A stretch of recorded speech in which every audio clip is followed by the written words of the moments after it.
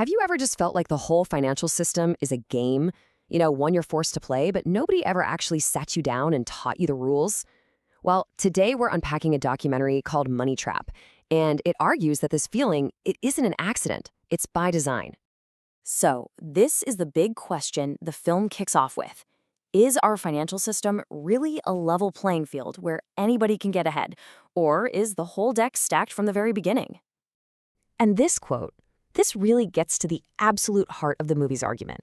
The idea is that our confusion about money isn't some kind of personal failure. Nope, it's a feature of the system, not a bug. The folks who wrote the rules are literally banking on us not knowing them. Okay, so to really get our heads around this trap, we first have to understand the bait. And according to the film, that all starts with one huge question. Where does money actually come from? The answer they give is the foundation for their entire case. The film takes us back to a really key moment in 1971. That's when the US dollar was taken off the gold standard. And ever since then, our money hasn't been backed by a physical thing like gold. It's what's known as fiat currency, and that means it's only backed by, well, trust. It's a promise. And as we're about to see, that promise can be stretched a lot. So how exactly is that promise stretched and multiplied? The film points to this one key mechanism: fractional reserve banking. Now, it sounds super complicated, but the core idea is actually pretty simple. When you deposit your money in a bank, they don't just, stick it in a vault. They're only required to keep a tiny fraction of it on hand. So here's how the film breaks it down. Let's say you deposit $1,000. The bank keeps 10%, which is $100, and then it lends out the other $900. Now, that $900 loan gets spent and then deposited into another bank. That bank keeps $90 and lends out $810. And this process just keeps going and going, with every single loan creating a brand new deposit. And this is where it gets kind of wild.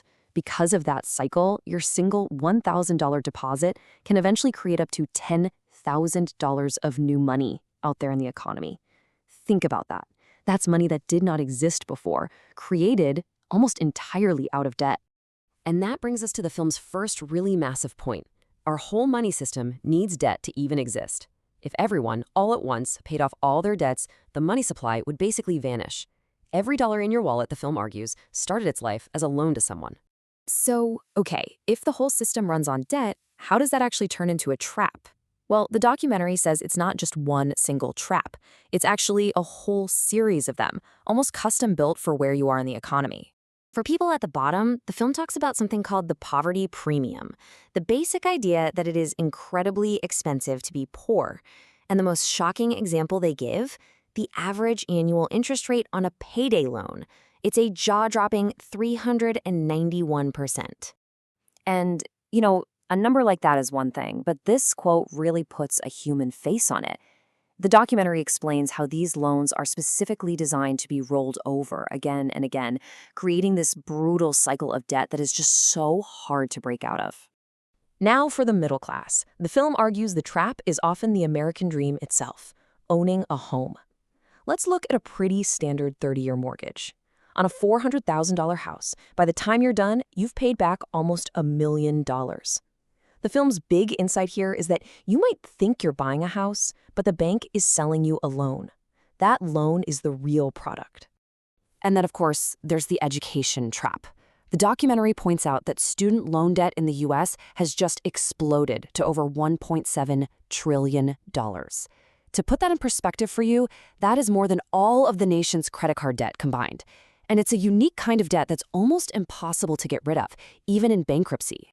And finally, the film looks at what it calls the retirement trap. It charts this massive shift away from pensions, where the company guaranteed your retirement income for life, over to 401ks. And what was the result?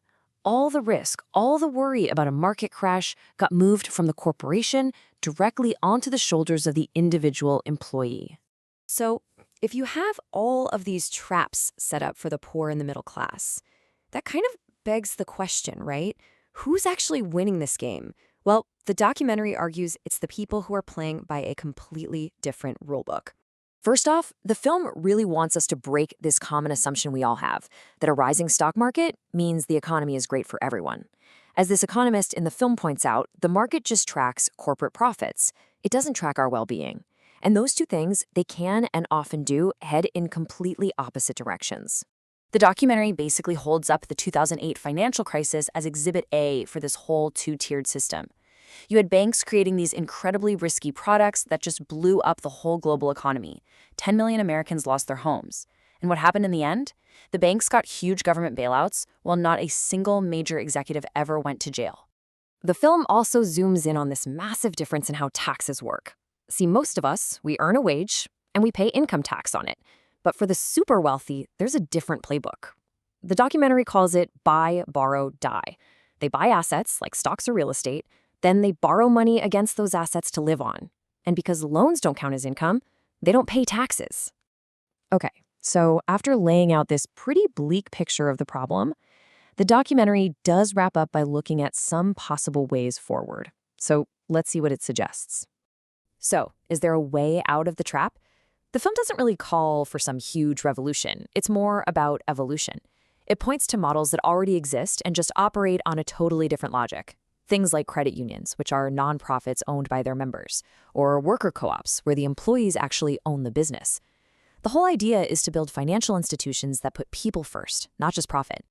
And really, the film's final message is actually one of empowerment. It's a reminder that things like the tax code or banking laws, they aren't like gravity. They aren't laws of nature. They were all written by people.